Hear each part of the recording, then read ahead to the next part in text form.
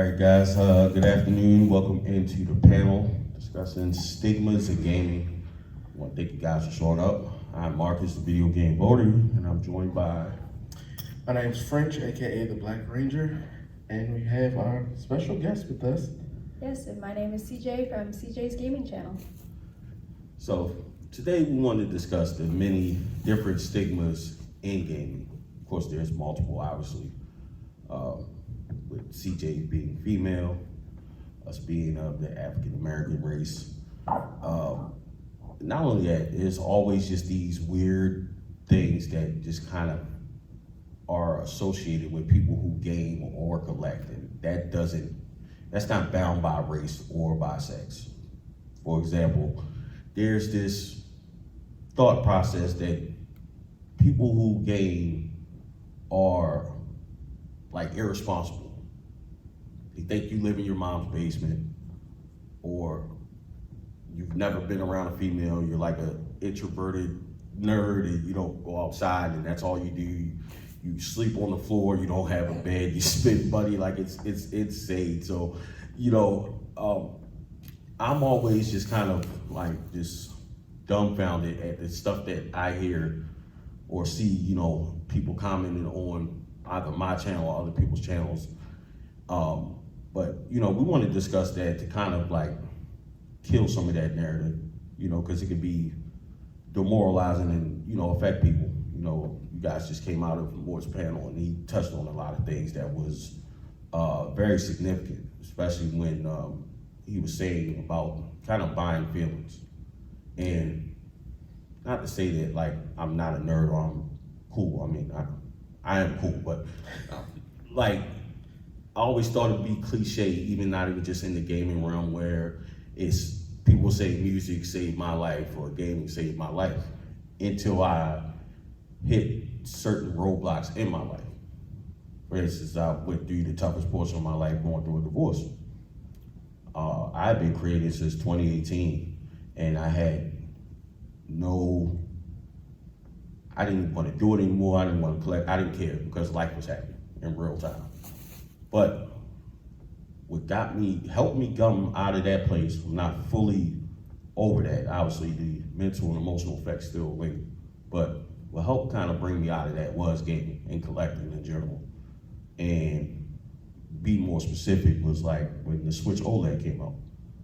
I'm watching people online and saying they can't find it. I ended up finding it, and that kind of brought me back in and gave me a newfound passion. And I was already traveling to conventions. I'm from Maryland, so I'll go all over the place. But that got me back creating and back traveling to conventions, and that brought a sense of peace. Like, this is my peace. When I create, when I travel, I'm not thinking about everything that's going on. I'm really in the moment, and I protect it. I don't allow a bunch of just, bull crap or anything like that to happen on my channel, or people to insult myself or friends that I've met in gaming that say, they want to make comments, you're spending money or whatever. I protect it because I feel like this is my safe space. So it's very important to me to protect that and, kind of help control what we can control, at least, because you're going to have people that's just going to be trolls and just saying whatever out of their mouth just to kind of, get a reaction out of people, which kills me. But I'm going to pass it off to French. Yeah, and it's funny, the biggest stigma in gaming is just a bunch of nerds. You guys are nerds, and more to in this panel, he was diagnosed by his therapist as a nerd, which I find funny.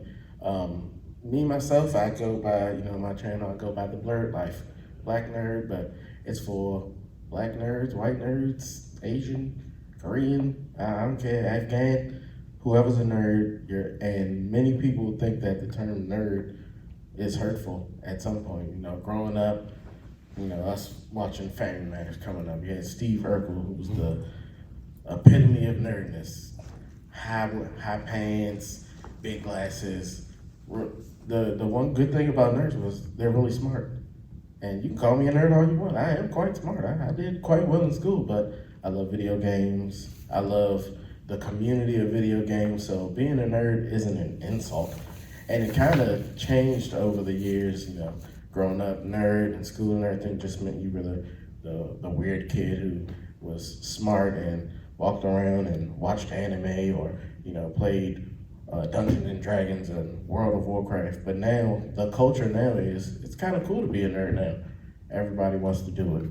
Outside of just the collecting piece, which is definitely big in the community, but everybody, this stuff is nerdy and that's cool, but back in the day, you try to use it as an insult. It's okay, call me a nerd all you want. It's a big stigma that being a nerd is a bad thing. And even when it was an insult, it wasn't a bad thing. Okay, I'm smart, I appreciate it.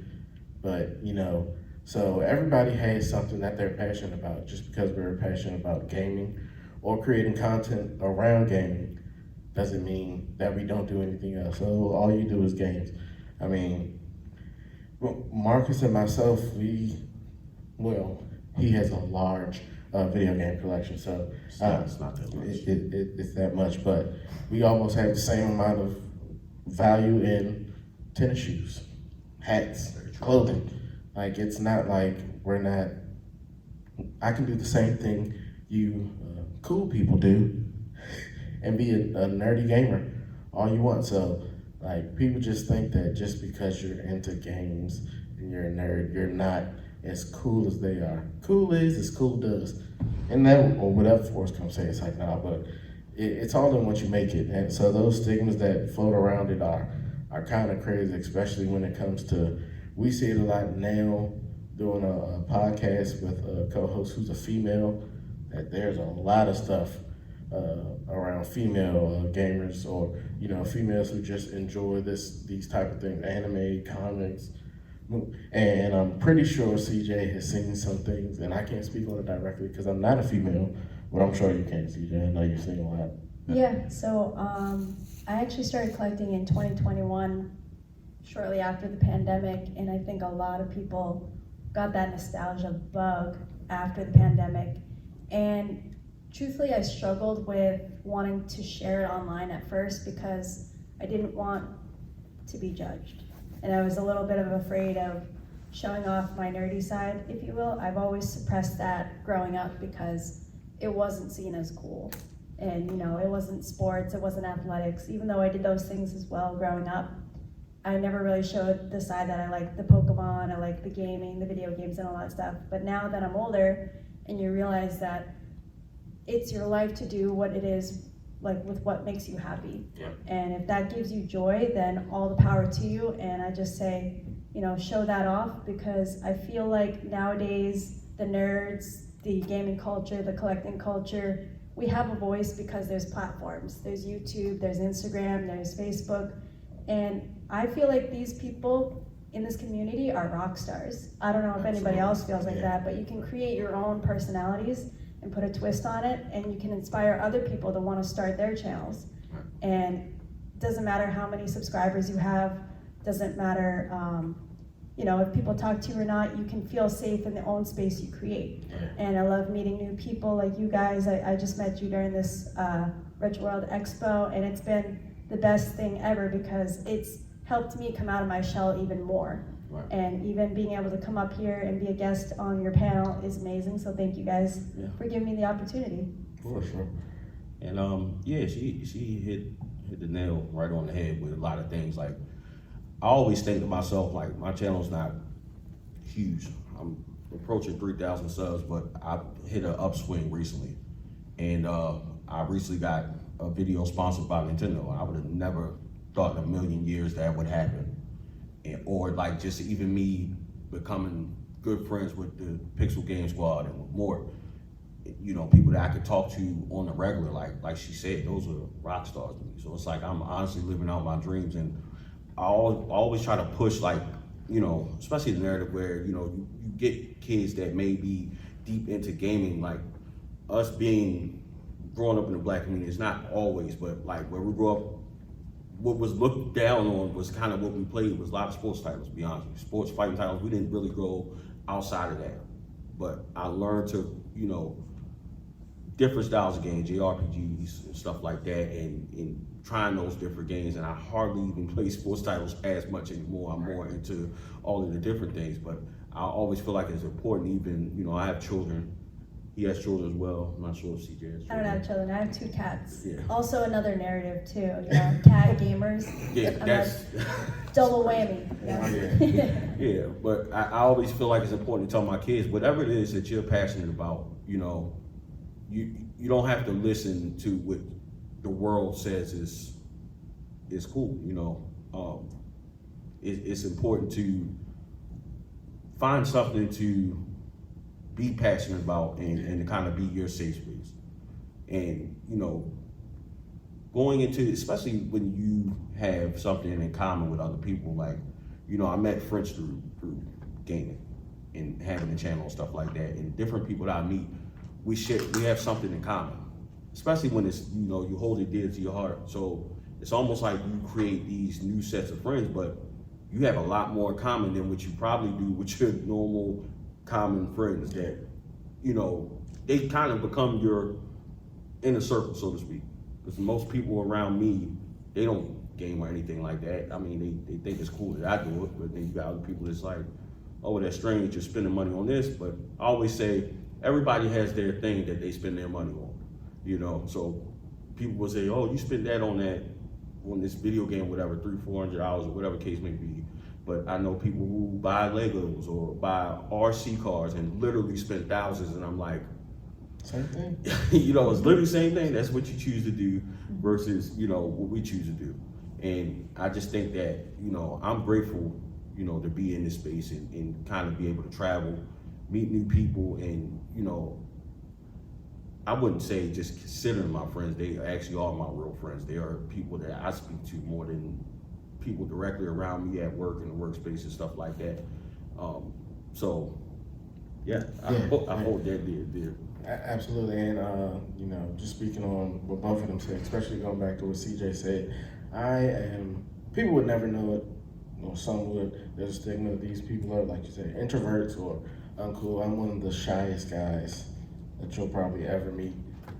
But being a content creator, playing games definitely broke me out of my shell. And I've met a lot of people in the YouTube community who were like, I started a channel because this is the only way I can see myself speaking to other people or finding somebody who had the same passions as me, being nerdy and doing, you know, playing games, because I'm not directly talking to the person, I'm just talking to a camera. I can do that all day, you know, and that's really how I got started. And again, it's helped me meet all these people, you know, traveling to this convention, being able to do a panel at a convention, whether it's 4 or 5 people watching or 500, it doesn't matter. Right. Somebody's hearing my voice, and it's all good, but it's like, it breaks you out of that shell. And it's funny when I do recaps of conventions or anything I've been to, and friends in our community, like I said, they play sports games or anything like that, they're like, yo, rewind that back, was that chick right there? Be like, yeah, you've probably seen it before too. Like, it's not just what you think. It's not a bunch of Steve and Myrtle Urkels. It's everybody. You know what I'm saying? Like, Megan Thee Stallion has definitely taken it to a whole nother level for some people. Now these females want to cosplay and do all this other stuff, but it was cool before. You know, people definitely was like, oh, that weird kid is LARPing. You do it all the time. Wearing makeup is almost like LARPing for me. It's live action role play. You're playing somebody who you aren't. I've been, you know, that makeup does wonders, but it's a beautiful thing. I'm not saying anything's wrong with that, but people just look at it like, because you're doing these things, you have nothing else better to do. We all got good jobs. We all make good money. We all live happy, good lives in gaming and outside of gaming. So just to think that, you know, this nerd is over here gaming because he has nothing else to do. Like I said, we got kids, families, own homes, luxury vehicles. We do a little bit, and it's not a flex. It's just we do the same thing as everybody else, but we choose to spend our happy time or our time away playing video games. Every night after I get finished being dad and husband and the house cleaner and all that, I become a blur. I can go down in my basement, play video games, play pool, have a drink, you know, do whatever I want, but it's my happy space away. And yeah, I am in a basement, but it's my own, not my mom's. Right. So I just want to throw a question out to the crowd. Anybody out there familiar with the convention Super MagFest or MagWest? Because they have a couple different ones around, but it's Super MagFest is based out of Maryland, and it's a music and gaming festival, and they're really big on cosplay and celebration. And it's like literally a convention that starts on a Thursday, runs for 24 hours until Sunday at like 5 p.m. and it's crazy. So if you haven't been, it's highly recommended. But I brought that up because, you know, we're talking about stigmas in gaming. I remember a couple years ago, I was with my friend Greg, and we just kind of took a break. We're sitting there and watching all this mayhem take place. And I told him, I was like, you know, you look around, you got a bunch of people cosplaying, and I'm like, you know, this is an amazing thing because a lot of these people probably, when they're home, they're probably bullied or talked about. And I'm like, everybody's here, nobody looks at anybody strange. They're in their own space, they're happy. And I'm like, well, you know, this is a beautiful day to see that you could really just kind of go and be yourself, you know? Because I'm sure we all met certain people who may not be the most social on the job and stuff like that, or even gaming. I know a guy on the job, he's close to 50. I don't even think he's left Maryland. I'm like, why don't you go to any conventions like that? You probably would meet, obviously, people that are into what you're into, you know, and normally it's a space for everybody, whatever they believe in, but that moment just meant a lot to me. I always think back and reflect on that moment, how everybody was there just comfortable in their own element and not being looked upon as the weird kid or, you know, the nerd or whatever the case may be. I was just happy to kind of see everybody just being happy. I haven't been to a convention where people are mad, like that's strange, you know, but it's a good day to go where it's not a bunch of, you know, crap. Like normally something happens, somebody acts stupid, but I haven't even experienced nothing like that at any of these gaming conventions that I've been to, because, I mean, why would you be unhappy at a video game convention, you know? But Yeah, I mean, like, I just love being able to come to these types of environment and being around people who have similar interests, and you guys can connect on something, whether it be a game or a plush or a specific genre or a specific franchise, right? For me, it's Pokemon. I was born in the 90s, so big on the Game Boy Colors, big on Mario. So like I found a lot of those items at this con that really made me happy and took me back to a simple time. Yeah. And I love that, you know, everybody can have that little glimpse of hope or that little glimpse of like happiness, even if it's only for a weekend, for 3 days, you know. I kind of like to protect who I share certain information with, especially outside of collecting, like even for work.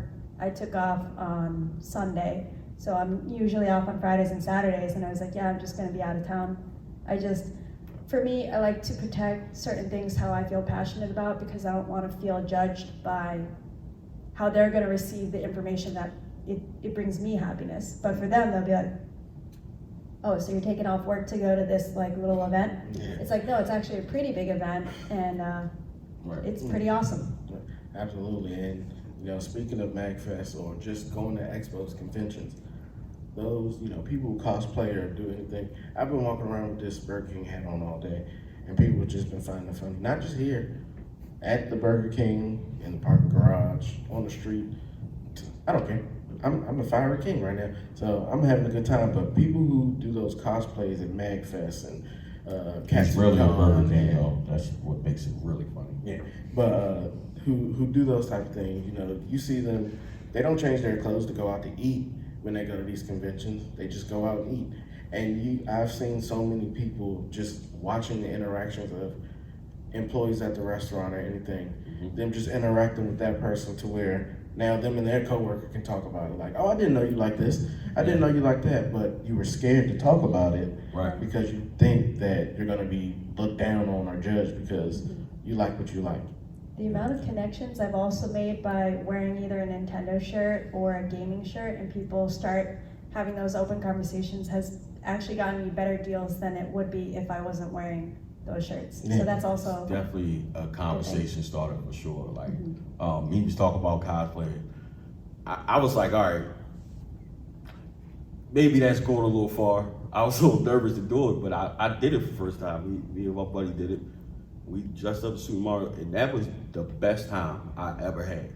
Like you said, we went out to restaurants, and people like laughing, and we put in orders, and like it's like Mario, your food's ready. Like so, everybody like kind of took it in. It's not once you come out the shell and then kind of just being free to express yourself, you'll find that more and more people kind of respect the fact that you have something that you're passionate about or whatever. But even to your point, it's definitely a conversation starter. Like I just got my Nintendo tattoo, so I'll go somewhere and they'll look, and it's kind of like it becomes a thing. But that's something that's near and dear to me. If you haven't picked up on that vibe yet, like I collect all Nintendo now. Favorite console is Nintendo Switch. Favorite game is Super Mario Odyssey. I was collecting everything, but I decided to I wanted to find my lane on YouTube, and I just avoided Nintendo at first because I thought I felt like I kind of had to completely niche my channel. Like you can only be the only one, but then I realized like there's literally thousands on YouTube, but it is no rule to say you watch this creator, you can't watch this creator. Like 9 times out of 10, we probably all watch the same people. And then realizing going to conventions, there's like way more creators outside of the people that I know. I'm going and I'm meeting a lot of different people that I didn't meet before. So, I just think that that's a great thing. And I want to get some crowd interaction. Sorry. Thanks. It's cool to call me while I'm live. So just for people out there, what are some of your favorite consoles? Like, what do you guys collect? Is it like limited, or what are we doing? Do you do a little bit of everything? Anybody? I like to do a lot of collecting for the GameCube because Okay. when I was a kid, me and my sister had one, and it's just a lot of fun looking back. I just picked up Mario Kart Double Dash again yesterday, and that's a great console, and it's always cool talking to people with the GameCube too, because it's like growing up with that, a lot of us really had that experience. It's really cool to meet people that really share that love for that. Absolutely. Yeah. And that's one of the cool things, especially with us like being creators. We look at things and we're like, oh man, can you believe like this happened? Like Mario Kart Double Dash. That was one of my favorite things that I found in the thrift store for $4. Like the double disc set. And that was like, people were like, oh wow. And I was like, these are like huge content creators that are like, oh, you found this. And I was like, somebody knows who I am. Like the people that everybody thinks is super nerds, I'm excited that they know who I am. I'm not a behind closed door super nerd anymore. Everybody knows it. Like I have a whole YouTube channel. I have people who I went to school with and did all that. And going to school, we were just all sports gamers. We having a Madden tournament. We having that's all they played. Madden, NBA Live. And I sucked at both. But I was great at everything else. But they didn't know that. They just thought I was a crappy gamer because I only sucked at those games. Nah. I mean, outside of like, okay, we had Mortal Kombat and Street Fighter and all that too. Pretty decent at those. But outside of that, now that they see when I post on Instagram or YouTube, my DMs from people I went to school with was like, bro, you gotta invite me to the house. Like, I gotta see this type of stuff in person. Like, oh, you like it? I thought I was talked about everybody like they were weird for doing this type of stuff, but I mean, I was a super geek, I guess you could say. I was in the band, you know what I'm saying? Everybody knew me as, oh, that's the guy in the band. But I did get some class superlatives. I was one of the cool people. I knew all the cool people, so I guess I wasn't that nerdy, you know what I'm saying? But the things that happen, those stigmas, I don't think people know it, but they're unconsciously putting barriers on themselves because it's something that they do too. Like a lot of times you be like, oh, this person's a nerd or something because they're smart. A lot of times those people are kind of ashamed that they might not be as smart. A lot of people are ashamed that they might not have as many games or that they like these games and they can't tell everybody because they don't want their image to be different. Like image and all that stuff, you're gonna be you regardless. So if you hide in part of your image, you're not really yourself. You're just pretending to be somebody that you want everybody to like. And that's one thing that I love about breaking the stigmas. And like me and Marcus, we talk about it all the time. He used to say like, "Oh, I gotta, wear something gaming related or something when I go to these conventions." And we was like, "Man, I'm dressing like I do every day. I'm wearing chains. I'm wearing, all types of stuff just to be like, yeah, you're gonna get people in every walk of life that like the same thing you do. Absolutely. So be you and flaunt it." Yeah, someone over here, you were gonna tell us what you collected, or did you have a question? I mainly collect Nintendo consoles. Occasionally, I try to stick to tag sales and online sites and other thrift stores. That's awesome. Occasionally, like here, I'll splurge a little bit. I just bought Pokemon Crystal. Good Wow. for you. Nice. Did you go loose But or complete in box? Oh, loose. I can't afford the complete box. Me either. That's why I'm glad I got all the games even 2 years ago, and they're still expensive. You had something?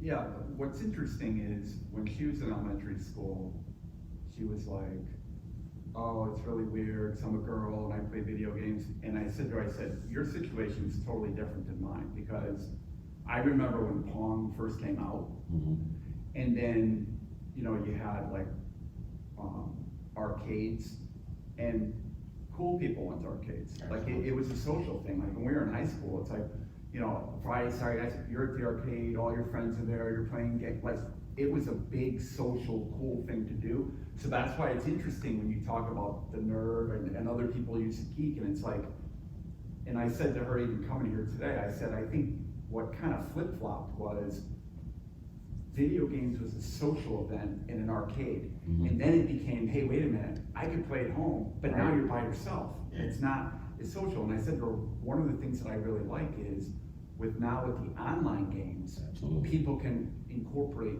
playing video games and being social. Almost like it used to be, Yep. In the 80s, like when I was in high school. And there's also social media, like posting things you like, posting art, Exactly. posting theories you have about games. Yeah, you can create your own persona, and you can do those TikTok trends, you can do those Instagram trends, those YouTube trends, and make yourself whatever you want. Like, you can still be cool too, and you're just in your own niche. I see that cross-utilization all the time.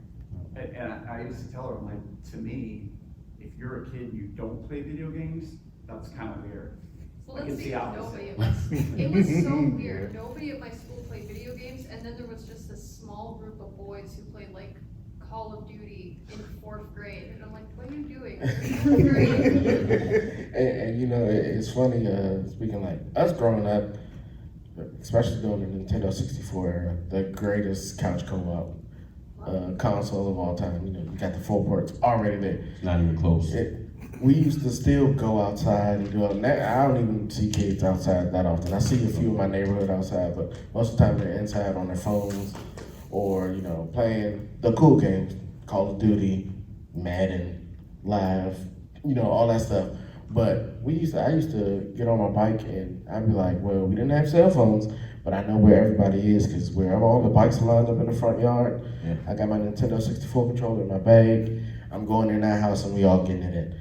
Like, especially, and now we see a lot of things popping up. There are a lot of barcades popping up in our areas because the older crowd, we can drink and we like those feelings of getting back on those machines. Like, I went to one a few weeks ago and walked in, and my brothers-in-law, both of them was like, man, like, I remember these, like, when we was kids, like, real arcades. Like, you think about going to Pizza Hut and having the arcades there and doing all that. Like, those were good times, and more talked about the feeling of the nostalgia for it.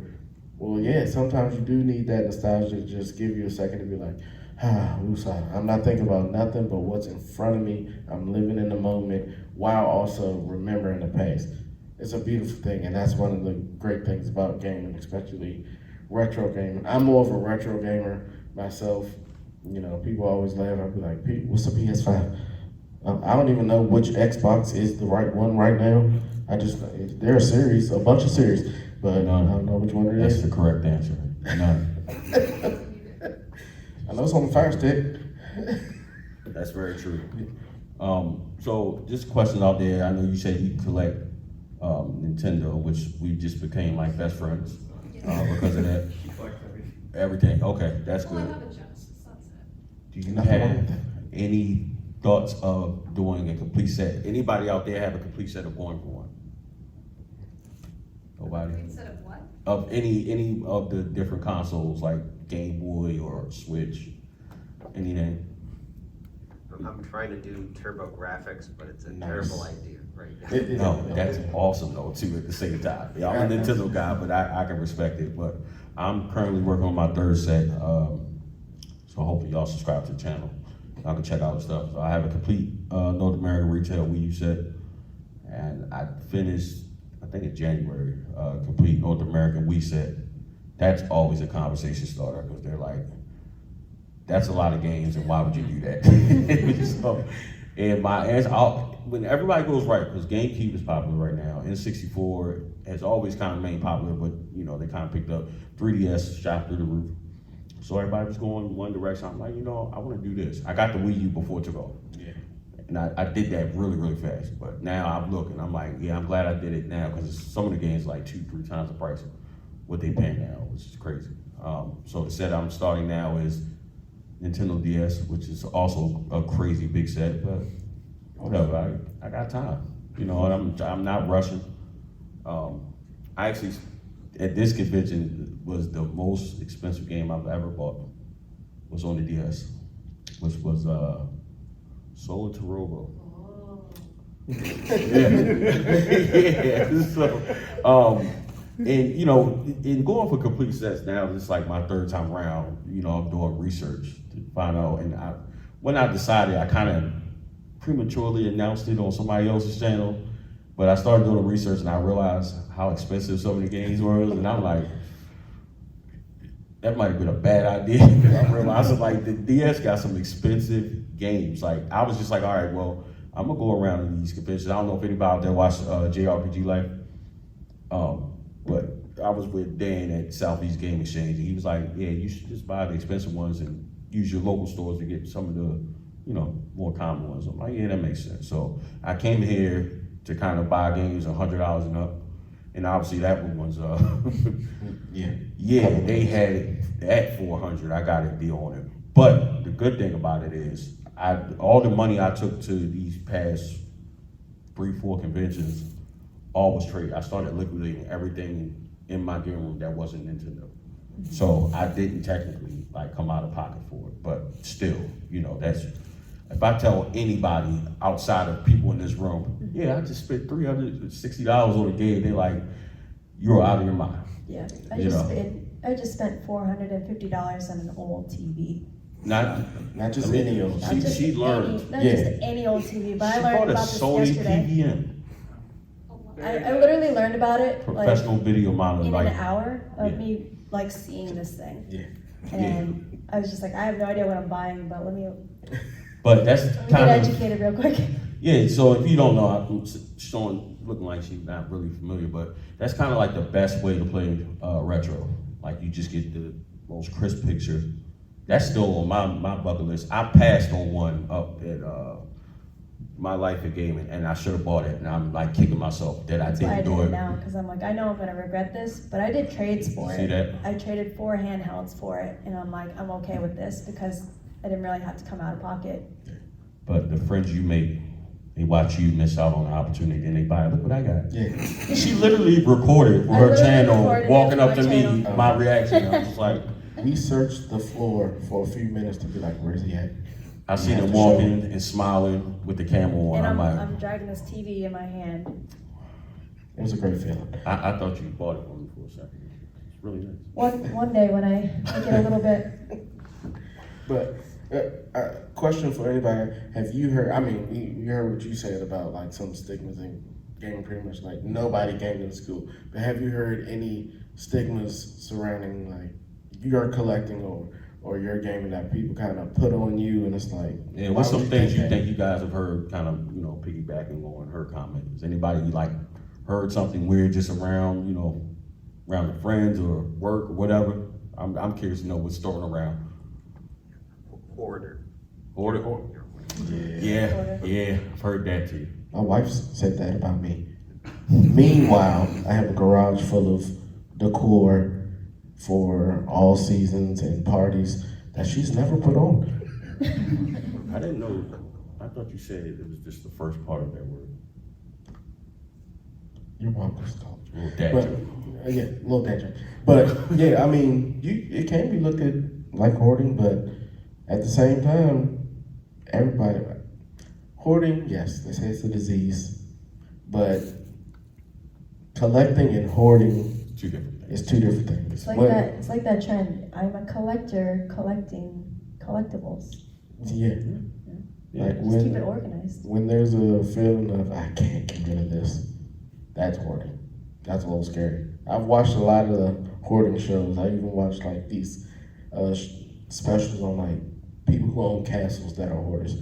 It's like the most disgusting thing I've ever seen. Not gonna lie, but When it becomes a health risk, I Yeah. think there needs to be a line. a health risk, emotional risk, when it's taken away from real life. Quality of life too. Yeah, like, oh, we've heard somebody say, oh, I can skip that bill, or, you know, Yeah. I can skip that bill to get this real quick, and it's like, no, you can't. Yeah, that's I draw the line there. That's I'm not gonna not pay a bill and buy a video game ever. Like that's not happening. That's not healthy.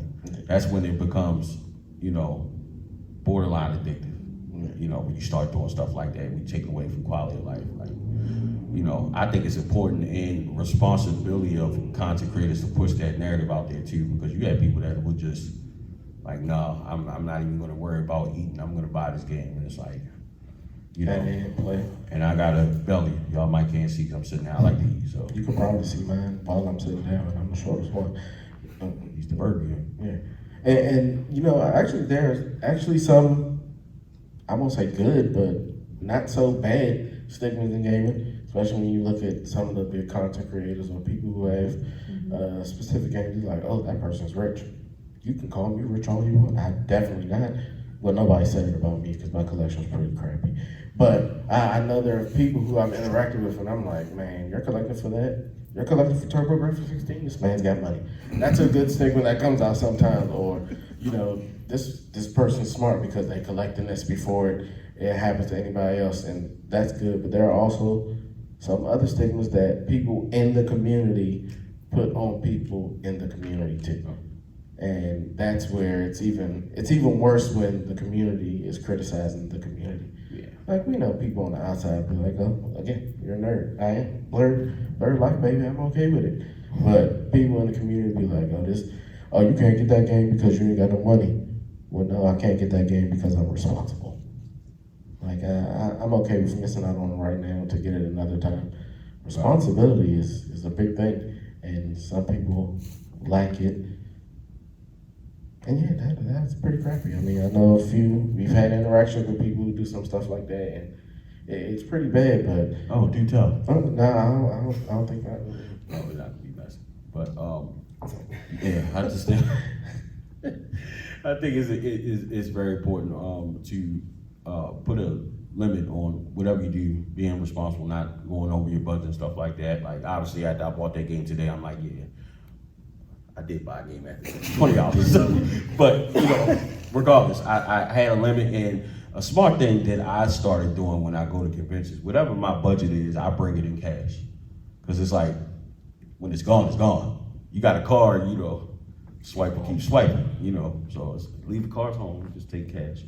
And they kind of work out sometimes with better deals and stuff like that. But you know, that's definitely a good thing. Anybody fans of Phoenix Resale? Or you've heard of him?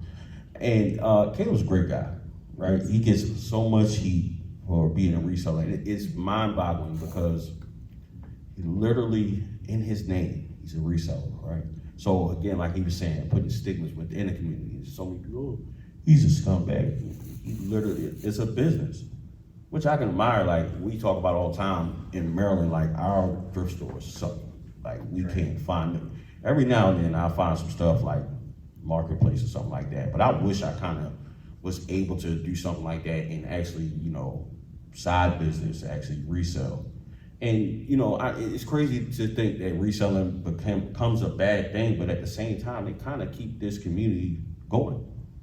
So they're not holding on to it, they're selling it to the people who actually want it. Some games have more sentimental value to somebody else, like, you know, he loves Wii Fit. Don't know why, but it's his thing, you know, whatever. He's willing to pay up for Wii Fit. As many as possible. Yep. He's got like, what do you got, like 20 copies? Man, I got 10 for you, actually. Yeah, it's ridiculous. I think, and none of them are open. Yeah, he sucks at it. Hey, he likes it. Obviously. I wasn't gonna say that. I like the one for the Wii U better because I just put it in under next to Wii U, so it says Wii U. It says Wii Unfit. That's my game. That's actually pretty clever. Yeah. But yeah, like it's crazy. And resellers, and there's another stigma in the community. So things have been changing a lot because resellers were looked at terrible. People who emulated were looked at terrible, but now emulation is huge. Like, they'd be like, oh, you can emulate this, and I'm not saying any systems or anything like that. Please don't. Yeah, but people emulate all the time, and now that's cool for people to do. You can buy emulated systems and all that stuff, and it's like, the stigma's flip quite often. Yeah, and I look at it like, I take it as a sense of responsibility, especially if you care about the video games as a whole. You know, collectors that do complete sets. You got people that oh, I'm not doing complete sets. You're doing this, but I would hope that my collection would go somewhere and help preserve the history. You know, because you're going to get some kids, maybe not all, but you're going to get the younger generation that's going to be curious about the growth of video games. I mean, I think just the best of best times was like the kids born in the 80s. We seen it all. Yeah. From the start, he's talking about Atari, like even that generation, I give them a lot because they were at like the age where I feel like they was just, more aware. It was more of a social thing, especially being like preteen, teenage years. You're going out, you're playing games with your friends and stuff. So to be able to see the evolution of video games, it's great to see, from, I was born in, I'm 30, so I was born in 85. And my first interaction was with NES. So that's kind of where I start my journey. I don't really look past, I'm aware of it, but I didn't have any experience with like Atari and stuff like that. But, I would hope that, when my time comes and my collections, I'm able to, donate it to a museum or something like that, where, people can actually see it. Because, you got, digital is convenient, but some stuff is being lost, like it's gone. You're never gonna get it again. So yeah, emulation is okay, but that's not something that I condone for more than one reason. And I do feel like where it's going digital, I think that I think they have the wrong idea. They think that they're saving money, but it's gonna, I have this thing that I feel like they're gonna hit a snag because in theory now, you buy a game digitally, you're actually leasing it. Because at any time they can pull it off, right? I'm not giving you $70 that you're gonna take from me. I don't want you to play it no more. Like, you're not gonna give me my money back. So they're gonna have to address that. Where, like, how do you do that? Because it's not good business practice to basically say you're buying it when you don't own it. You can remove it whenever you want. So I think that they're gonna have to address that, for the sake of good business practice.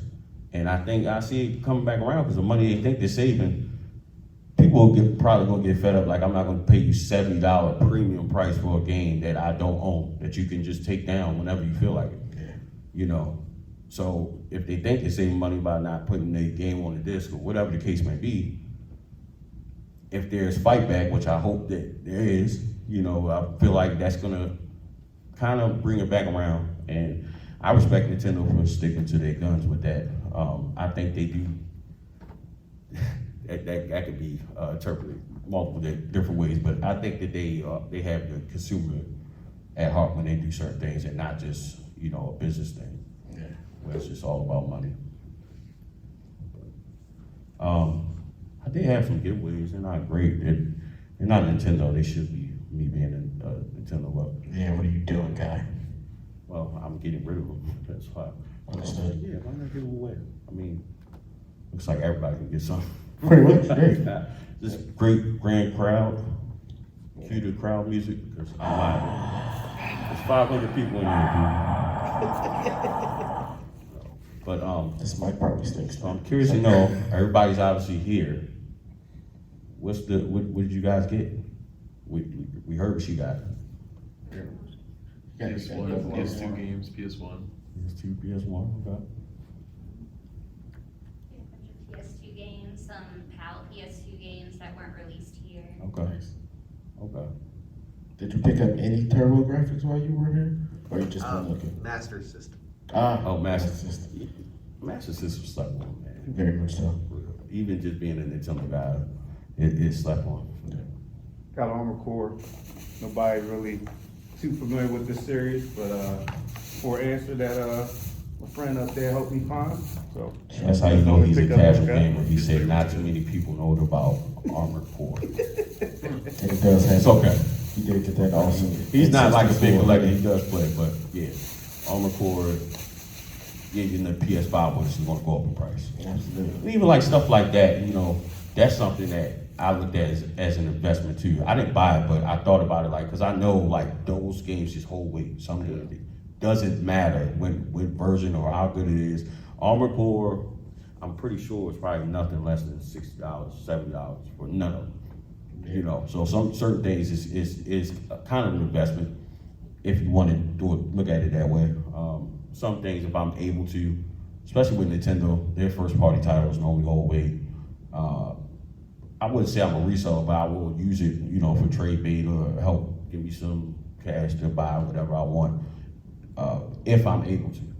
I don't go out and seek multiple copies and do it, but it is some things that I keep and I hold on to just in case. But I don't plan on selling any of my Nintendo stuff. Everything else is almost gone, actually. So that's one thing to look at it too. That's something more touched on. Some certain things can be an investment as well. So it's you know, it's multiple things. It's times where I've sold certain things in my collection that got me out of a financial bind. Like, you know, I needed the money and it worked. Like, yeah, you know, I don't need that, right? So, and that's important too. And I think you go through different phases as collectors. Because there's a time, I think when you get a game room, anybody got a game room now? I'm sure, probably. Pretty sure you do. I can tell. Yeah. But like, even with that, right, my game room shrunk. He's been trying to get me to put my game room in my garage. And I'm like, I'm a mechanic by trade, and I stopped doing that. Like, I went into management. I refuse to like do anything. But I'm like, I don't know. If I do want to do a break job on my space, so I literally shrunk my game room, so it made me be more mindful of what I'm buying. Mm-hmm. Like, I couldn't just get anything. And I think that we're all guilty. Most people are guilty of buying shelf filler, especially if you get a deal. You're like, oh yeah, I mean, it looks great, bunch of games, It's right? all about the chase. Yeah. You know? And then you look and Get it's this. like, yeah, Now this it's on is to the next. yeah, this is garbage. Or to me, I'm not gonna say it's garbage, but some against loves we fit. So it's like, I'm not gonna judge them for it, right? Somebody wants it. But, you know, I can appreciate how, and I've seen just getting to know different content creators and collectors, how they've grown with their collecting process. Like Mort said, he sold a lot of his stuff. I'm literally down, and I felt like people was like, oh, you really gonna sell all that? I had people, when I sold like my Saturn stuff, it wasn't great, a whole bunch of stuff, but I mean, I had like Neo Geo and stuff, but it's like, one, especially with Neo Geo, you gotta be rich to collect that straight up and down. Like, once I seen that, like $200-300 per game, I was like, yeah, what am I doing? I had one game for like 4 years. Yeah. And it's like, yeah, that's just not smart. But I can appreciate just the evolution and growth and just being mindful of what I'm buying and, you know, not just having shelf filler, even though Complete Reset, that video got a lot of comments. It's like, oh, shovel it, but it depends. Everybody's got a guilty pleasure game, right? Everybody has that game that nobody likes, but they like playing because it's fun. Yeah. Right? So I was I'm amazed when I saw you playing Barbie that long. It was awesome. It's a really good game. Very Really give it a chance, you know? Yeah, I have no stigma against it. I will. I'm definitely in the process of consolidating some of my collection as well. I went a little bit everywhere. was kind of like some sealed Pokemon, some plushies, some video games, and now I'm realizing I'm more of a plushie collector and more of like the collectibles, some Pokemon games. But other than that, I started selling off my GameCube, some of my N64 games, except for a few titles that meant something to me.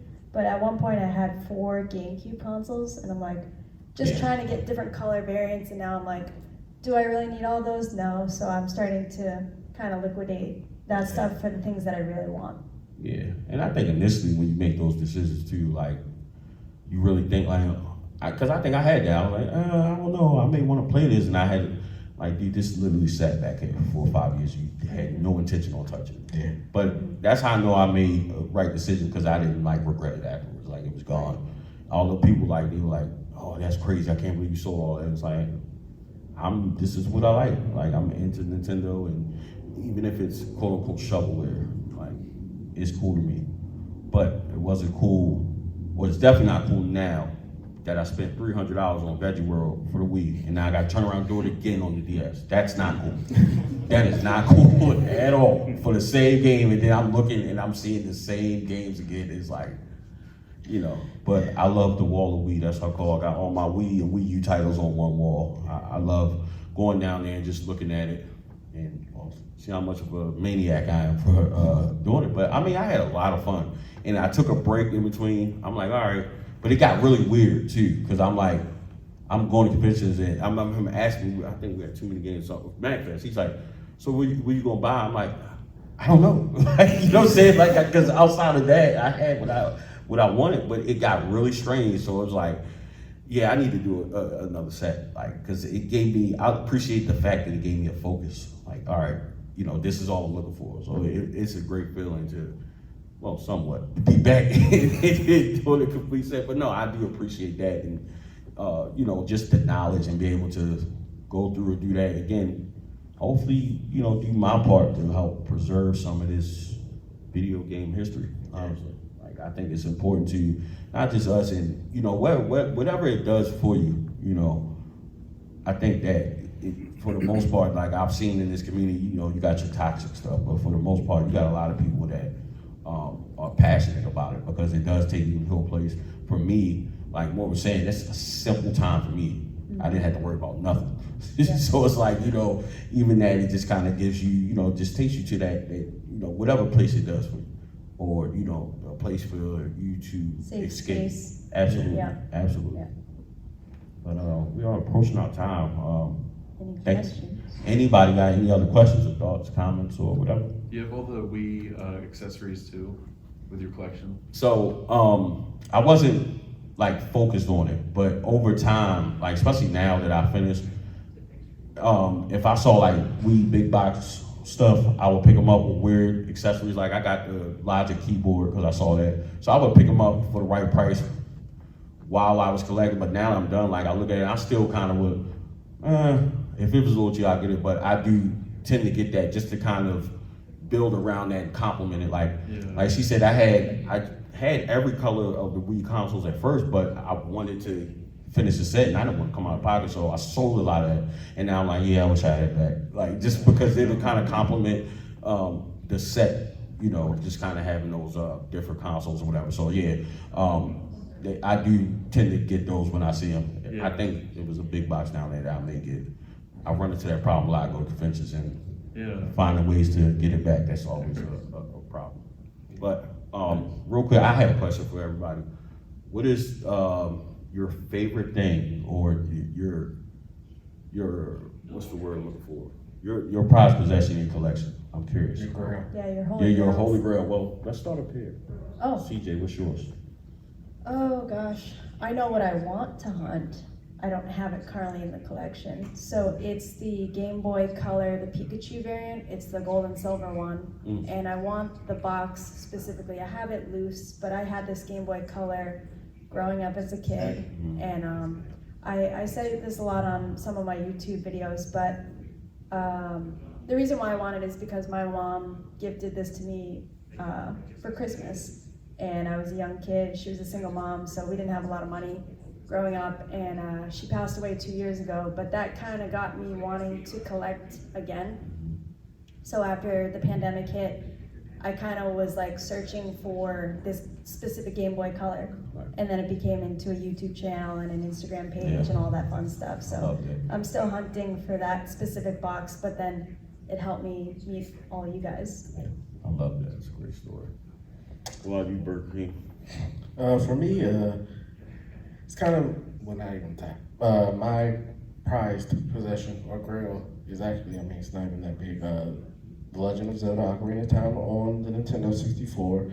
And kind of like CJ said, the story behind it, I had the N64. My grandmother bought me Legend of Zelda Ocarina of Time. I remember the night I got it at a gospel concert, and I sat through the whole concert reading the manual, all to ride home with her, and then remember my N64 was at home and not at her house.